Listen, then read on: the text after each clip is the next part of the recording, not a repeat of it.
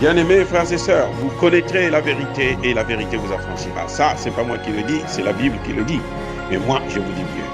Vous connaîtrez la vérité historique, notamment celle de vos ancêtres kémites, et vous aurez une vision globale de ce que c'est que la vraie souveraineté politique. J'ajoute, vous reviendrez à la spiritualité africaine ancestrale et vous comprendrez les enjeux de l'indépendance économique. Et pour terminer, vous accepterez votre identité culturelle kémite et vous obtiendrez deux choses. La première, c'est la paix. La seconde, c'est le développement, à une condition. L'unité de toute l'Afrique noire, l'unité de tous les Noirs du monde entier. Otep à tous, bienvenue sur la chaîne des panafricanistes par essence, par conviction et par excellence. Celle des citoyens kémites par nécessité et obligation de combat.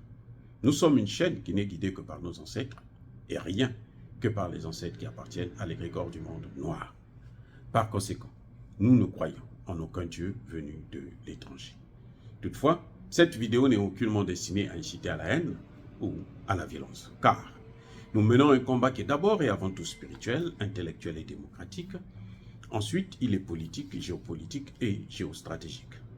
Contre l'impérialisme, le colonialisme, le néocolonialisme et l'endocoloniat, qui sont tous qualifiés de crimes contre l'humanité. Nous menons ce combat sur la base du principe fondamental que nous avons hérité de nos ancêtres kémites, qui est celui de la Mahat, c'est-à-dire solidarité, vérité et justice. Vous êtes donc en droit de connaître la vérité et nous avons l'obligation de vous dire la vérité, rien que la vérité, afin que justice soit rendue au continent africain.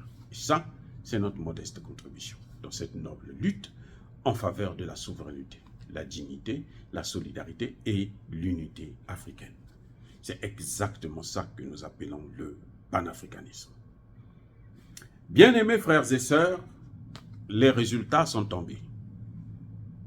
Les résultats du référendum pour la nouvelle constitution malienne sont tombés. C'est un raz-de-marée. C'est un plébiscite du oui. Eh oui, bien-aimés frères et sœurs. Le oui l'emporte à 97% de voix. Plus de 8 millions de Maliens ont voté, ont adopté cette constitution. C'est très, très, très important. Le score est tellement fort qu'il faut féliciter la population malienne, qu'il faut féliciter le gouvernement malien, parce qu'ils ont fait un travail formidable. Maintenant, qu'est-ce que cela peut avoir comme conséquence? Qu'est-ce que cela engendre? Ah oui, il y a quoi maintenant? Eh bien, ce que cela engendre, c'est que les accords de paix d'Alger, ils sont caducs. C'est fini. Parce que c'est c'est un autre État. C'est un nouveau pays qui apparaît. C'est un nouvel État qui vient de naître. Eh oui, avec ce oui, cette adoption, cette constitution, cette nouvelle constitution, le Mali, c'est devenu un autre pays. Tout ce qui était avant là, tout ce qu'il y avait avant là, c'est passé. Ça, c'est la première conséquence. Alger, c'est fini. Maintenant, si négociation il y a, ben, ça doit se passer au Mali. Ça ne doit pas se passer à l'étranger.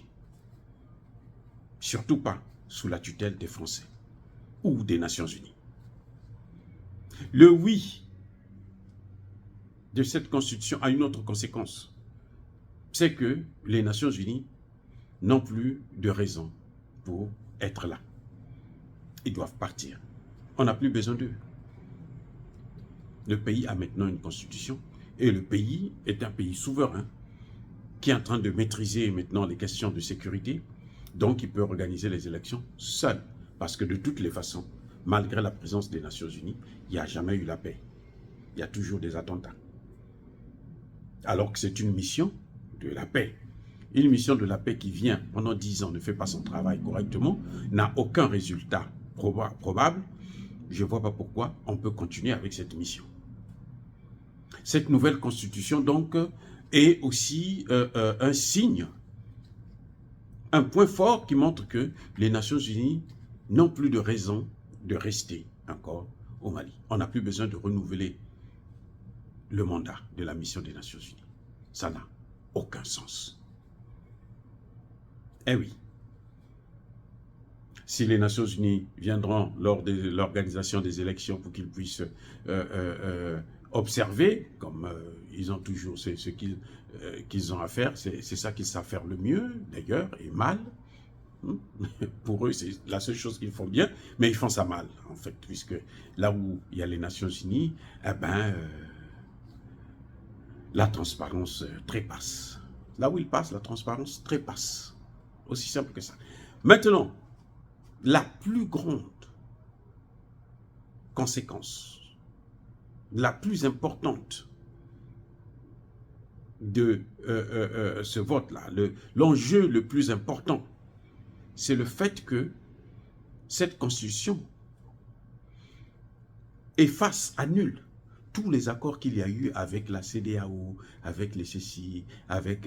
C'est fini. La CEDEAO, l'UMOA, l'Union africaine, les Nations Unies, tous ces accords-là sont caducs. Maintenant, ce qui compte, c'est la Constitution.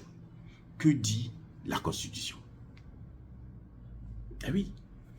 Ce qui compte au Mali, ce qui est important au Mali, c'est ce qui est contenu dans cette Constitution. Parce que les Maliens ont parlé, parce que le peuple a parlé, parce que le peuple est souverain, parce que c'est le peuple qui détient le pouvoir. Il a dit que nous, maintenant, nous voulons être guidés, nous voulons être orientés, nous voulons marcher selon cette loi fondamentale, qui est la nouvelle Constitution. Cette Constitution dit quoi? Cette Constitution dit que les militaires ne peuvent pas accéder au pouvoir? Non. Cette Constitution donne la possibilité à tous les Maliens en âge de se présenter à l'élection présidentielle, de pouvoir se présenter. Et donc, par conséquent, M. Assimi Goïta a le droit de se présenter. Tous les accords qu'il y a eu là, c'est fini, c'est oublié.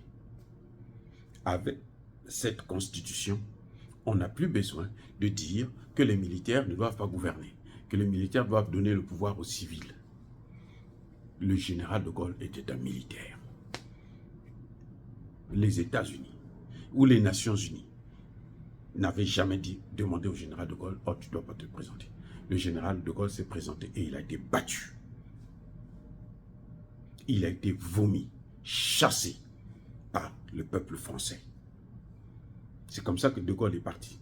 C'est pas que de Gaulle, ce ne sont pas les Américains qui ont dit non, monsieur de Gaulle, tu ne te présentes pas parce que tu es militaire, parce que tu es général. Non, non, non et non. Et le général de Gaulle, il avait pris le pouvoir à la suite d'un coup d'État. Il n'avait jamais été élu. Et oui, quand il a pris le pouvoir, ce n'était pas au cours d'une élection. Donc, M. Assimi Goïta, aujourd'hui, maintenant avec cette nouvelle constitution, a le droit de se présenter, de postuler pour être le prochain président élu du Mali. Personne ne peut le lui interdire. Je dis bien, personne. Juridiquement parlant, puisqu'il y a une loi fondamentale. Il y a la Constitution qui est là. La Constitution n'exclut pas les militaires à la gestion de la chose publique. Donc, eh ben, n'importe quel militaire, qu'il soit colonel, qu'il soit général, qu'il soit capitaine, qu'il soit caporal, qu'il soit lieutenant ou sergent, il peut se présenter. Il en a le droit d'aller à la compétition et le meilleur gagne. Voilà ce que les Occidentaux redoutaient. Ce sont eux qui ont voulu qu'on remette le pouvoir aux civils. Qui dit civil? Embalo Sissoko, c'est un militaire, c'est un général. Mais il a été élu. Hein. Embalo Sissoko a été élu. C'est un général. Donc, M. Assimi Goïta aussi peut se présenter pour être président dans son pays. Amani Toumani Touré, c'était un général. Oui, il a été élu. On ne lui a pas dit non, tu n'as pas le droit de te présenter. Non, il a été élu. Et ce sont les Français qui ont organisé un coup d'État pour l'enlever afin d'organiser la mission des Nations Unies, faire venir Barkhane, ainsi de suite. Voilà ce que ça a donné, le résultat. Le coup d'État de la France, ou plutôt de la France-Afrique. Donc maintenant, M. Assimi Goïta, la voie est libre. Les 97% là, c'est la confiance que le peuple malien a envers ses autorités. C'est d'abord ça. Hein. Le premier, ça dit que la première leçon à tirer, c'est que le peuple malien aime ses dirigeants. Le peuple malien ne veut pas que ces dirigeants-là puissent partir. Le peuple malien souhaite continuer à avancer, travailler, évoluer avec ses dirigeants. Ceux qui sont là au pouvoir. Monsieur Assimi Goïta, la voie est libre. Personne ne peut, juridiquement parlant, vous interdire maintenant de postuler pour la présidence de la République. Personne ne peut interdire au Premier ministre Choguel Kokala Maïga de postuler pour la présidence. Personne ne peut interdire au ministre des Affaires étrangères, Abdoulaye Diop, de postuler. Personne ne peut interdire au ministre de la Défense, au ministre de l'Intérieur. Ils ont tous le droit maintenant d'aller vers la compétition. Et il n'y a aucune, parce que la Constitution ne dit pas que si vous êtes militaire, vous devrez démissionner. Tout ce qui a été fait avant cette Constitution, maintenant, c'est enterré parce que la Constitution est au-dessus de tout, de toutes les lois. On appelle ça la loi fondamentale. C'est pour ça d'ailleurs qu'on appelle ça la loi fondamentale. Parce qu'elle est au-dessus de tous les décrets, toutes les petites résolutions, tous les petits accords, les arrangements que les gens ont fait à Alger, à Paris, à la CEDEAO. Tout ça là, la Constitution là, vient s'asseoir là-dessus et maintenant c'est elle qui gouverne. Dire cela, c'est inciter à la haine ou à la violence, non. Yaba Koulervé, Yamalembe. Bien-aimés frères et sœurs, encore une fois, soyez bénis, abondamment bénis par le Dieu des Kémites et par nos ancêtres angélisés. Mais que tous ceux qui persécutent le continent africain, tous ceux qui persécutent le Mali, qu'ils soient noirs, blancs, chinois, arabes, indiens, maliens même, qu'ils soient maudits, punis, foudroyés, neutralisés, effacés, écrasés par le Dieu des Kémites et par nos ancêtres angélisés. Vive l'Afrique éternelle, j'ai dit et j'assume.